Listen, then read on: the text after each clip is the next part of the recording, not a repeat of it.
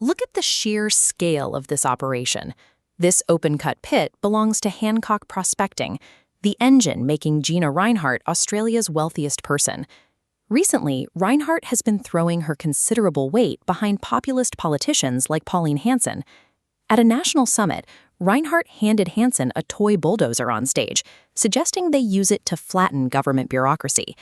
But at that exact same summit, Rinehart made a jarring pivot. She proposed taking unpopulated islands and stretches of free land near Townsville, Queensland, and handing them over to skilled Israelis. The proposal called for building advanced war drones and upgrading missile defense systems, like the Iron Dome, on regional Australian soil for the military.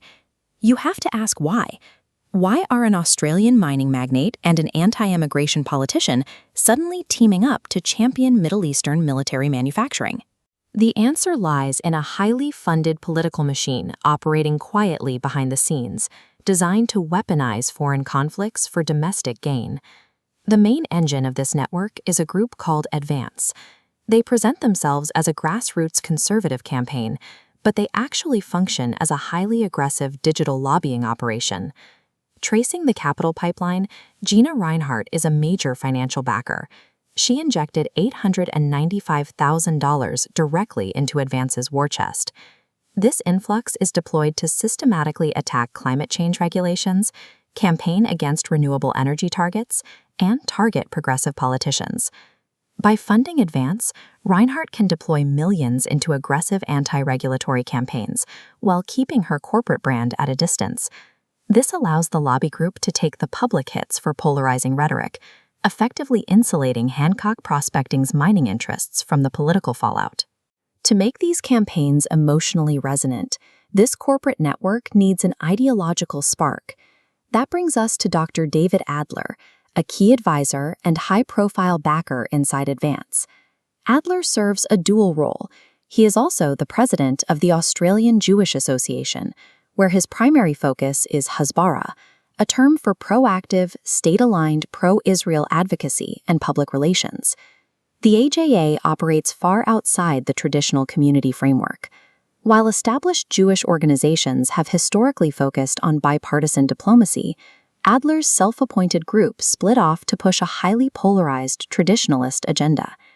Adler actively uses the AJA to bring controversial figures into the fold.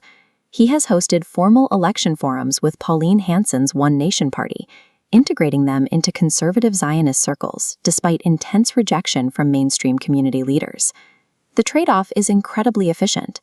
Hanson and her allies gain a veneer of legitimacy they previously lacked, while Adler's hardline foreign policy agenda gets amplified by a billionaire-funded political network. This high-level ideological alignment translates directly into localized physical action that is meant to disrupt municipal and state elections. Look at the aggressive populist framing here. Following the October 2023 escalation in the Middle East, Advance and the AJA synchronized their messaging. They demanded the deportation of pro-Palestinian protesters and campaigned aggressively against issuing humanitarian visas, citing severe national security risks. To execute this at the neighborhood level, the network relies on front groups. During the Queensland state election, the Queensland Jewish Collective suddenly appeared on the scene. They launched an intense campaign urging voters to put the Greens Party last on their ballots, deliberately trying to link the party's foreign policy stances to the support of proscribed terrorist organizations. Financial disclosures reveal these operations are engineered by experienced media professionals and funded by the same donors backing Advance, creating a manufactured sense of local outrage that mimics grassroots activism. Ultimately, the primary beneficiary of this entire pipeline sits right here in the traditional political establishment, specifically the conservative side of the aisle. We are looking at a textbook example of geopolitical wedge politics. The network takes complex, deeply painful foreign conflicts and weaponizes them to divide and conquer domestic voters.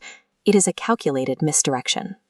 By keeping the public enraged over foreign wars and cultural grievances, voters are distracted from the massive tax reductions and environmental deregulation that billionaires require to maintain their wealth.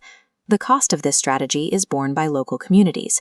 Importing overseas conflicts directly into multicultural municipal elections fractures social cohesion and drastically increases the risk of local racism and anti-Semitism. The billion-dollar transaction between mining magnates and ideological groups proves that cultural narratives are a powerful tool for maintaining industrial empires. Look past the immediate outrage, and you find a billionaire protecting their empire.